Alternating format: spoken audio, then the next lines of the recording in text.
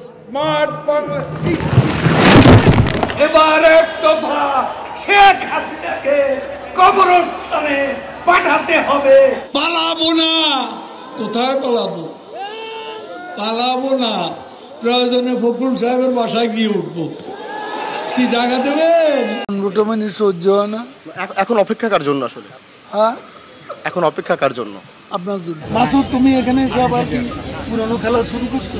হ্যাঁ, আল্লাহর ইমানদার বান্দা, এবং সেজন্যই বাংলাদেশ ও 10 নম্বর মহাবিপদ সংকেতের মধ্যে তেমন ক্ষয়ক্ষতি সম্মুখীন হয়।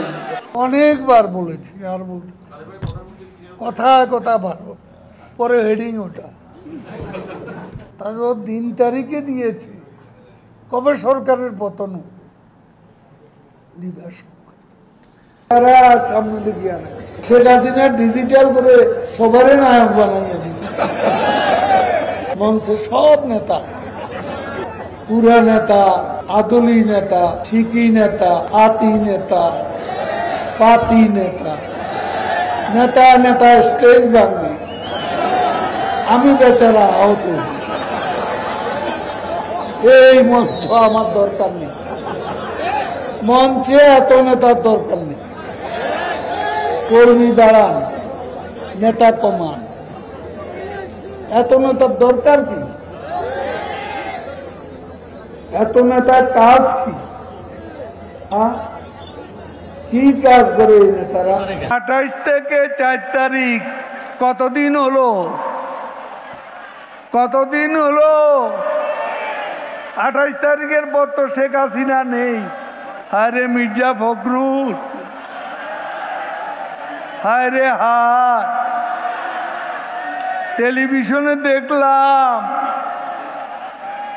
খালি দৌড়াচ্ছে, কেউ কেউ টেনে ধরে হরতাল ঘোষণার জন্য। ওদিন বলেছে আমরা নাকি অলিগলি পাবো না, পালাবার পথ পাবো না। এখন কার পালাবার পথ নেই? গয়েশ্বর বাবু ডিবি অফিসে গিয়ে কোরাল মাছ খাইলেন, ভালো। ঢাকা তরুণ প্রজন্মে মেট্রো রেল হয়েই কত ফ্লাইওভার, কত ওভারপাস, কত আন্ডারপাস, সারা বাংলা ঘুরে দেখুন। ফখরুল সাহেব, জ্বালা, বড় অন্তর জ্বালা।